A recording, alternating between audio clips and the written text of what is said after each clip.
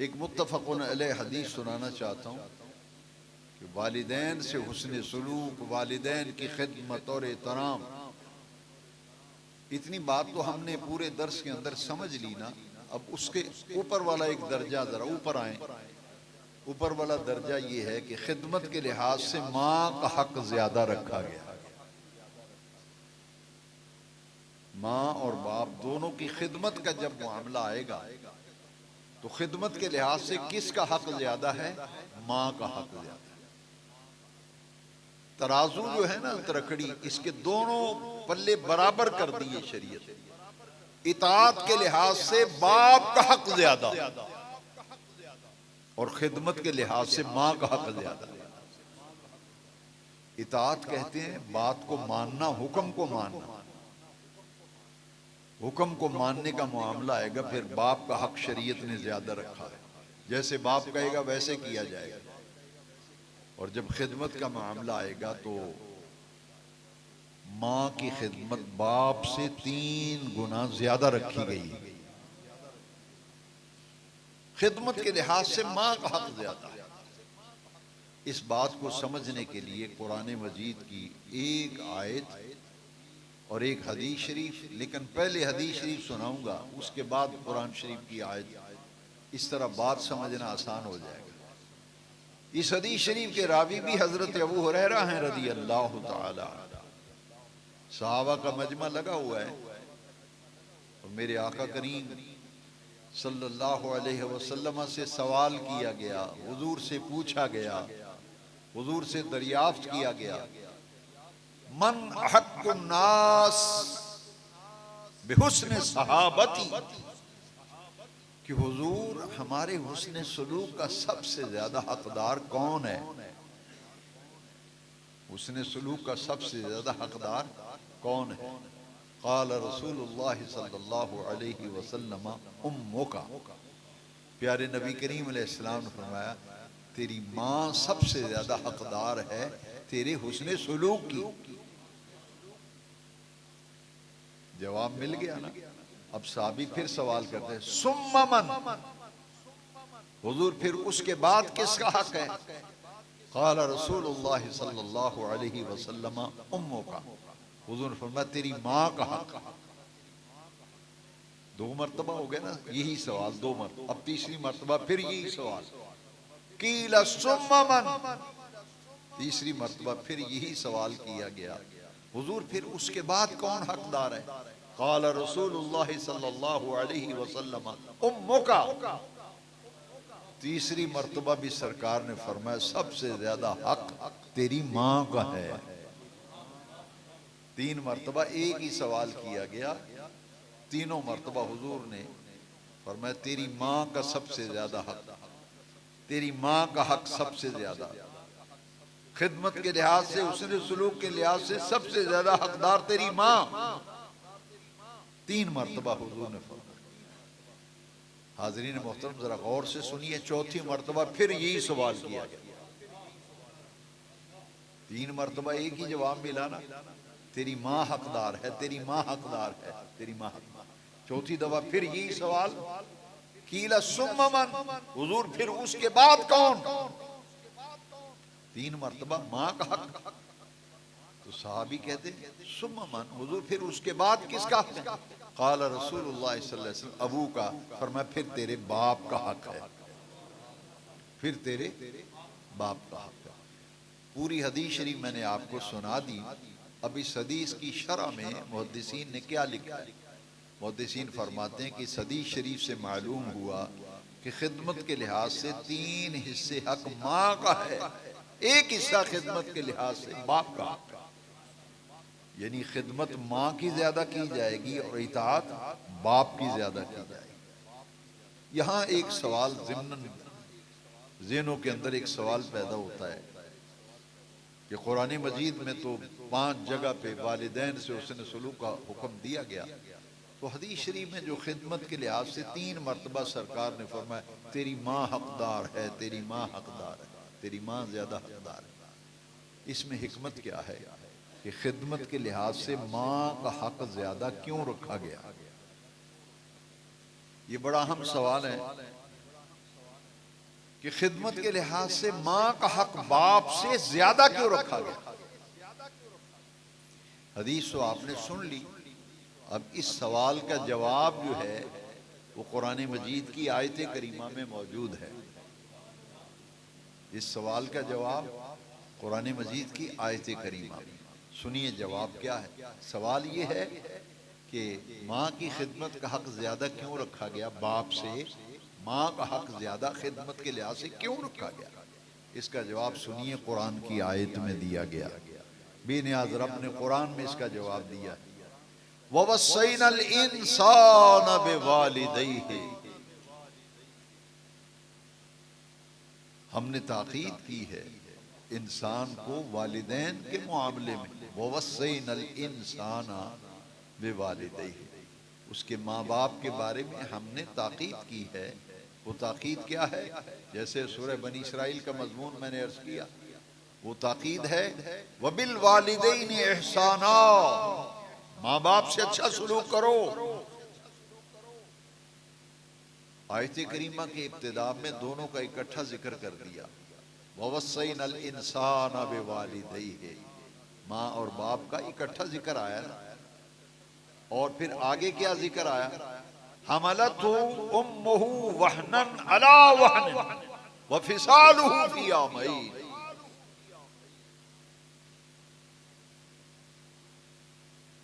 हमलतहु, उसे उठाए रखा है, उम्मुहु, उसकी माँ ने, बसूरत हमल 8 महीने 9 महीने हमल की सूरत में।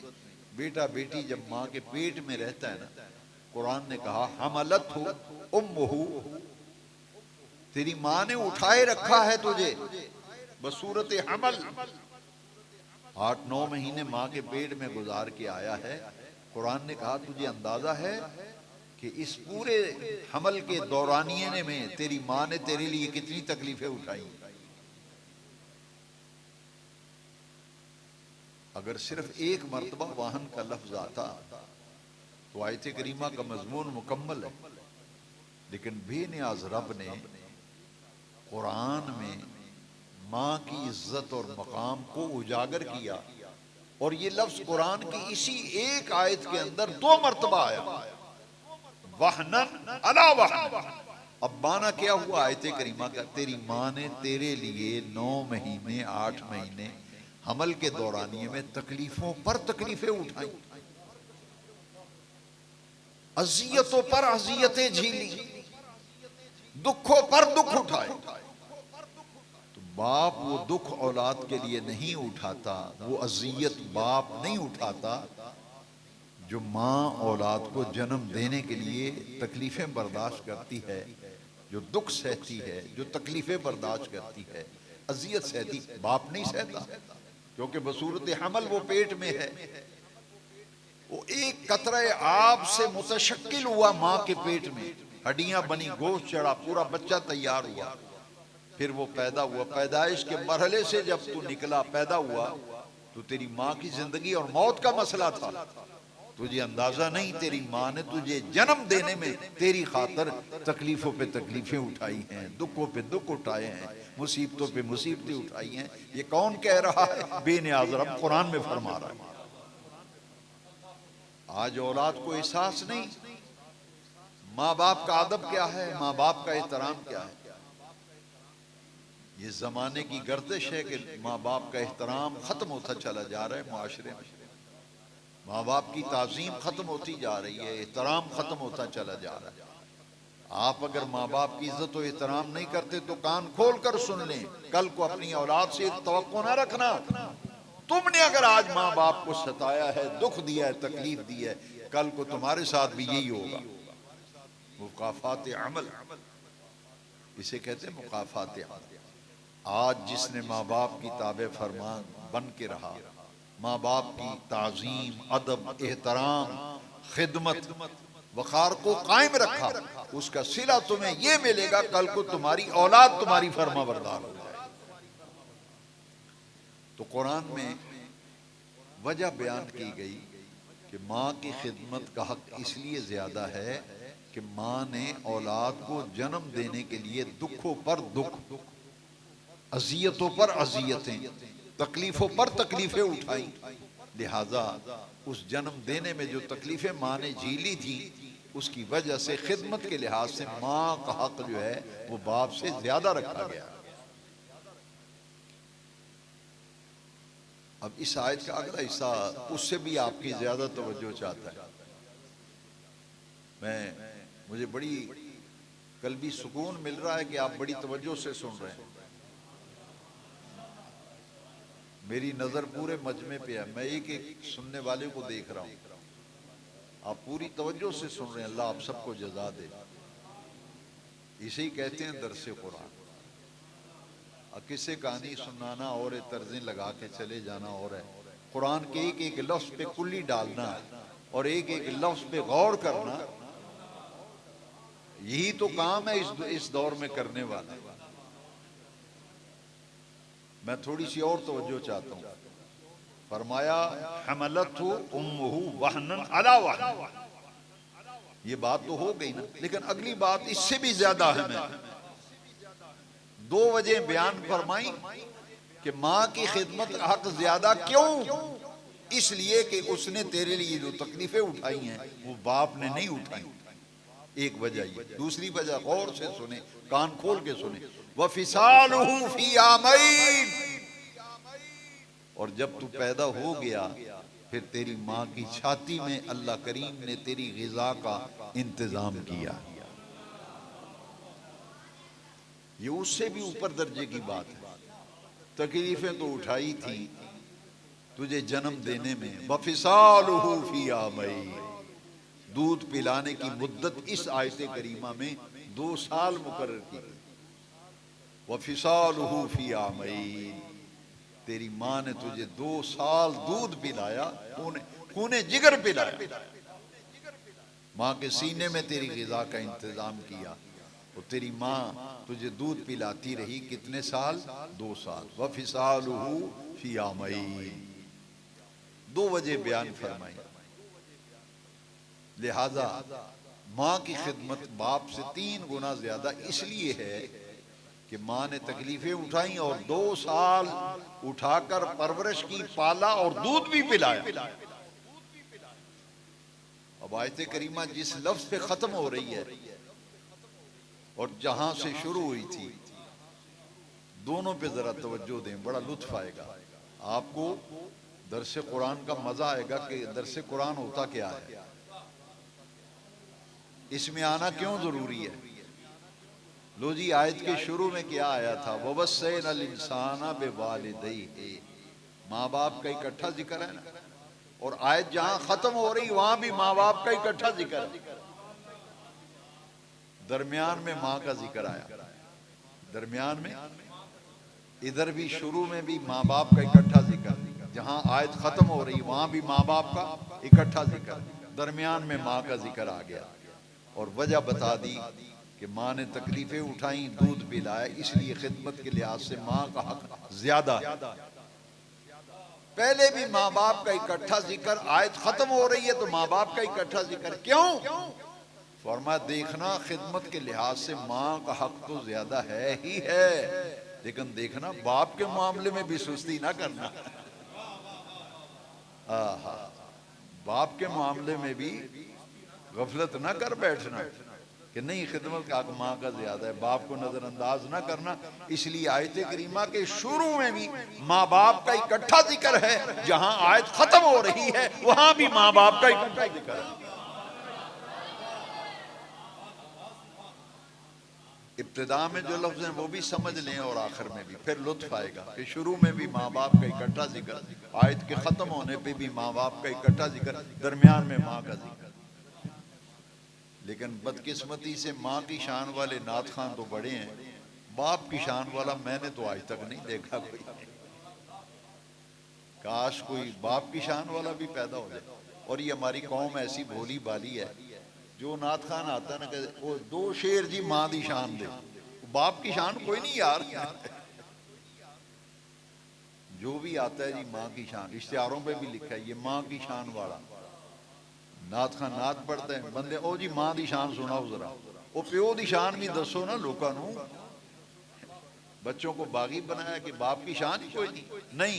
कुरान की आयत में माँ बाप का पहले भी इकट्ठा जिक्र, बाद में भी, आखिर में इकट्ठा जिक्र, दरमियान में माँ का जिक्र कर दिया। देखना खिदमत का हक माँ का ज्यादा है, लेकिन बाप के मामले में भी गफलत ना कर बैठ। पहले जो लफ्ज है वो वस्सैनल इंसान बिवालिदैहि, और जब आयत खत्म हो रही है तो क्या लफ्ज है? अनिश्कुर ली वलिवालिदै। यह आयत करीमा का आखिरी हिस्सा बड़ा ही तवज्जो चाहता है, दिल को सुकून मिल जाता है। बेनियाज रब ने फरमाया अनिश्कुर ली, मेरा शुक्र अदा करो, वलिवालिदै, और अपने माँ बाप का भी शुक्रिया अदा करो।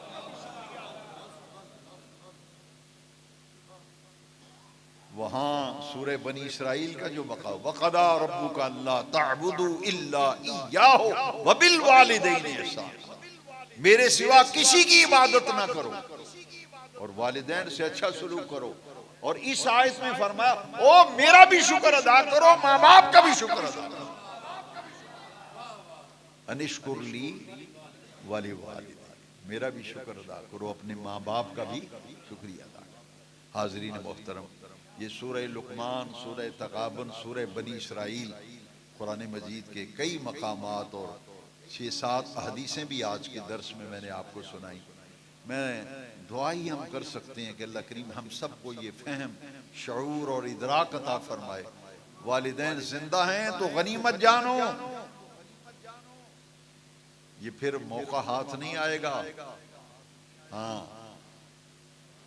माँ बाप को अगर राजी कर लिया, सारे बिगड़े हुए काम ठीक हो जाएंगे। माँ बाप नाराज हुए तो सीधे काम भी बिगड़ जाएंगे। ये है दीन की तालीम, ये है दीन की तालीम। माँ बाप की रजा से काम करो। और आखिरी जो हदीस जिस पे मैं दर्स खत्म कर रहा हूँ, वो बड़े तवज्जो से, बल्कि इसको दिल के ऊपर लिखें कि माँ और बाप का क्या मकाम है, क्या मर्तबा है, क्या इज्जत हो एहतराम। हजरत अलकमा रदी अल्लाह ताला अन्हु, जब उनका आखिरी वक्त आया था तो वालदा नाराज थी, तो जान नहीं निकल रही थी। उनकी बीवी आई हजरत अलकमा कि वो आपका गुलाम है, तकलीफ में है, उसकी जान नहीं निकल रही। हुजूर फरमाया उसकी माँ कहीं नाराज तो नहीं है उस पर? जी हाँ, माँ नाराज है। फरमाया यही वजह है, यही वजह है कि उसकी जान नहीं निकल। हुजूर ने उनकी वालदा को बुलवाया और फरमाया तेरा बेटा तकलीफ में, इसे माफ कर दे। तो उन्होंने कहा हुजूर मैं नहीं, माफ नहीं करूं। जुर्म क्या था? कौन सी इतनी बड़ी गलती थी कि माँ माफ नहीं कर रही? आज हमारे मुआशरे में घर घर ये मसला है, घर घर ये मसला है, जिसे लोग गुनाह ही नहीं समझते। गलती क्या थी? माँ पर बीवी को तरजीह देते थे। कोई मामला होता था तो माँ पर बीवी को तरजीह देते थे। माँ नाराज थी कि मैं तो माँ हूं, लेकिन ये बीवी को आगे रखते हैं। माँ नाराज है, सरकार ने फरमाया तेरा बेटा तकलीफ में, माफ कर दे। हुजूर मैं नहीं माफ करूँ, हरगिज़ माफ नहीं, फरमाया तकलीफ में है वो। हुजूर मैं नहीं माफ करती। मेरे आका ने फिर एक तदबीर फरमाई, फरमाया अच्छा तू माफ नहीं करती ना, तो फिर ऐसा करते हैं लकड़ियों का गट्ठा लाओ। साहबा से फरमाया लकड़ियां इकट्ठी करो, उसमें आग लगाओ और अलकमा को उसमें गिराकर जला दो। क्यों? दोज़ख की आग में जलने की बजाय बेहतर है दुनिया की आग में जल जाए। ये हुजूर ने इसलिए फरमाया कि माँ की ममता पे चोट लगे। जैसे ही सरकार ने फरमाया ना कि लकड़ियों का गट्ठा लाओ, आग जलाओ, अलकमा में फेंक दो, दोज़ख की आग में जलने से बेहतर है दुनिया की आग में जल। वही माँ जो कह रही थी माफ नहीं करना, हाथ बांध के खड़ी हो गई, कहती हुजूर मेरा बेटा है, मेरा बेटा है, मैं आग में जलते हुए नहीं देख सकती, मेरे बेटे को खुदारा आग में ना जलाइए। फरमाया अच्छा दुनिया की आग में जलना तेरा बेटे का तुझे पसंद नहीं, तो ये पसंद करती है कि आखिरत की आग में जले? कहती हुजूर मैं समझ गई, मैं समझ गई, मैंने बेटे को माफ किया। जैसे ही माफ किया ना, तो उनकी जान कैसे निकली, हदीस शरीफ में है जैसे मक्खन में से बाल निकाल लिया जाता है ना, इस तरह आसानी से जान निकल गई, खात्मा ईमान पर हो गए। माँ राजी हुई तो मौत के वक्त आसानी हो गई। इनका जब हुजूर ने जनाजा पढ़ाया ना, हजरत अलकमा जब जनाजा पढ़ाया तो हुजूर ने फरमाया जितने लोग मौजूद हो गौर से सुन लो, और जो यहाँ मौजूद नहीं उनको जाकर मेरा ये पैगाम बता दो। वो पैगाम क्या था? और मैं जो माँ बाप का गुस्ताख बेअदब, माँ बाप को सताने वाला, माँ बाप को दुख देने वाला, तंग करने वाला, हुजूर ने फरमाया वो जन्नत की खुशबू नहीं सूंघेगा। माँ बाप का गुस्ताख बेअदब जन्नत की खुशबू नहीं सूंघेगा। ये हजरत अलकमा के जनाजे पर हुजूर ने फरमाया। हाज़रीन मोहतरम, ये वालिदैन का एहतराम, इज़्ज़त, मकाम व खिदमत दीन में उजागर किया गया है। आज के दर्स कुरान में हमने माँ बाप के एहतराम, उनकी इज़्ज़त, उनकी अज़मत और उनके मकाम व मर्तबे के साथ साथ उनकी खिदमत का जो अजर है वो आज के दर्स में हमने पढ़ा, सीखा और समझा। अल्लाह रब्बुल इज़्ज़त मुझे और आपको इस पर अमल करने की तौफ़ीक़ अता फ़रमाए। व आखिरु दावाना अनिल हम्दुलिल्लाहि रब्बिल आलमीन। अल्लाहुम्मा सल्लि अला सय्यिदिना व मौलाना मुहम्मदिन व अला आलि सय्यिदिना व मौलाना मुहम्मदिन व बारिक व सल्लम व सल्लि अलैहि। ए रब्बे करीम, इस